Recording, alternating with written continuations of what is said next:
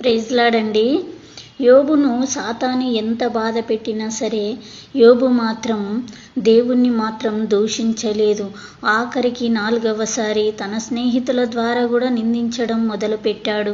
అయినను యోబు దేవుణ్ణి మాత్రం దూషించలేదు, ప్రార్థన మానలేదు. అందుకే యోబుని యథార్థవంతుడు అంటారు.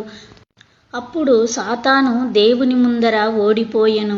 అప్పుడు సాతాను యోబును వదిలిపోయినప్పుడు అప్పుడు యోబుకు ఇంతకుముందు కోల్పోయిన వాటికంటే ఎక్కువగా సంపాదించెను.